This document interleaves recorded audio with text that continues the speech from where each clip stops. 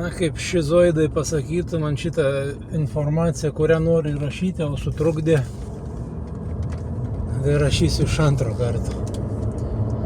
Žodžiu taip, jeigu tu gyveni kaip tas vadinamas biorobotas, kur retkarčiais prasimuša tokia šviesi mintis ir kažką tai atrodo pakeisi, padarysi, ir vėl staigiai užslopina ir vėl tam savo liūnę, savo toj rutinoje, nervuotas, nepatenkintas, nevaimingas. Tai reiškia, tavo siela yra išstumta nuo pat kūdikio, niekada dar taip negyvenai, kaip turėtum gyventi. Ir čia yra dar variantas toks, kad žmonės prisiklauso tų visokių gurų ir jie galvoja, kad jie žino, kaip turi būti. Ir paskui ateina, su jais reikia terliotis, kad jiem, nes jūs tą, ką jūs tikėtės ir ką jūs girdėjot, yra visiškai atvirkščiai viskas.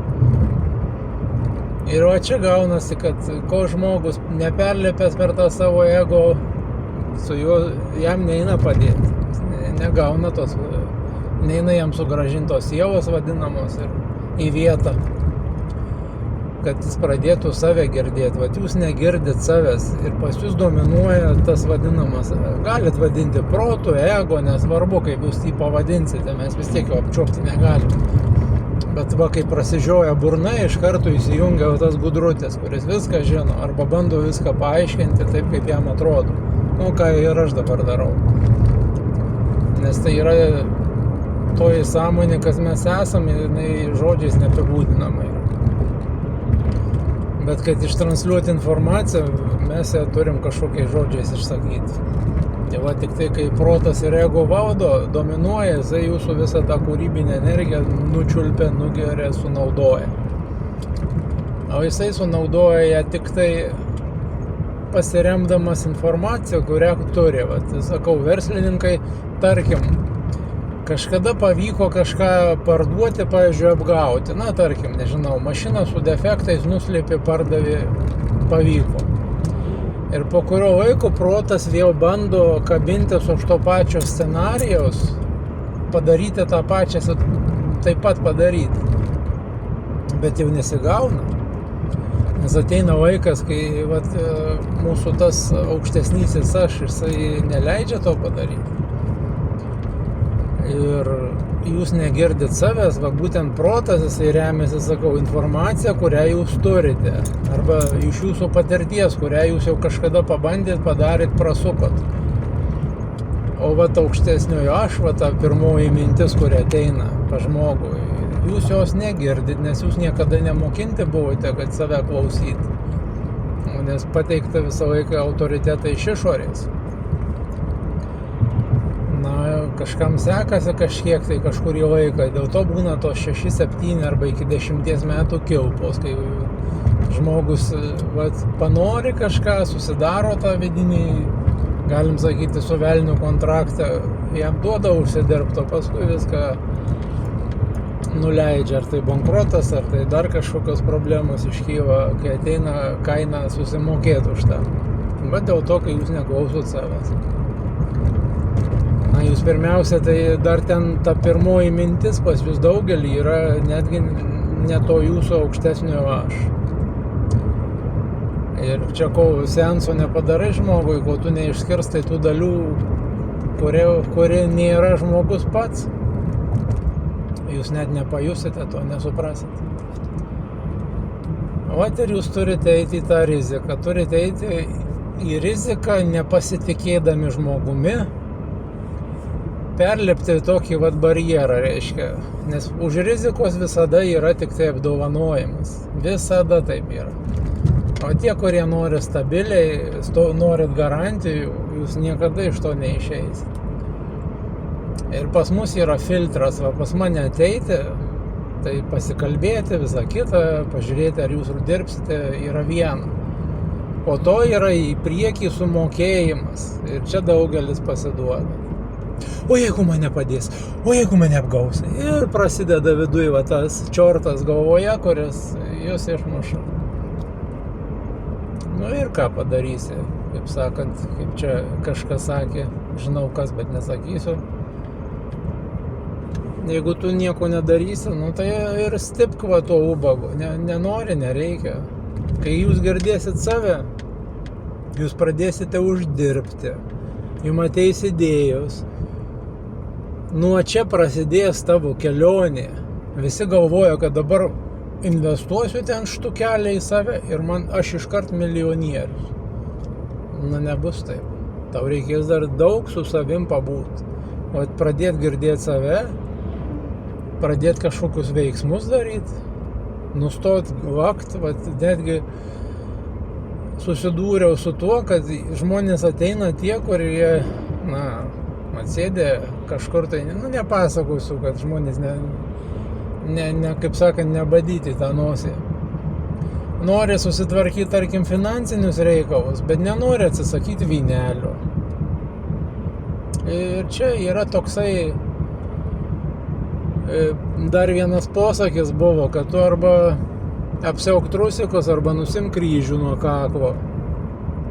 Tai va, arba keitiesi, arba ne. Nenori keistis, nori taip kaip, arba tik biškį pasikeis, taip nebus. Tu arba ryštiesi dirbti su savim, arba nesiryšti. Viskas. Nėra tokio biškį kažką padarysiu. O tie, kurie galvoja, netgi tai būdavo, kai duodi garantiją pinigų grąžinimo, jie galvoja atėję, nes protas galvoja, tas velnias sėdi ir mąsto, aš dabar sumokėsiu, pasimsiu visą tą naudą, kurią man duos. Ir dar apgausiu, pasakysiu, kad man nepadėjo, tu man grąžink pinigus. Tai šitie niekada negaus tos naudos. Niekada. 100% nebus tai. Nes čia yra tie tokie dėsniai, kurių jūs nesuvokėt, nes protas jisai galvoja, galima apgauti, galima kažką tai sumakliavoti ir panašiai. Bet tie dėsniai netaip veikia. Kol tik tai tu proto lygmenyje, to velnio valdomas, tau atrodo, kad galima ten paleistuvauti, kairę į dešinę vaikščioti, galima vogt, visokius kitokius daryti brudus ir liktai nenubaustam arba nepagautam.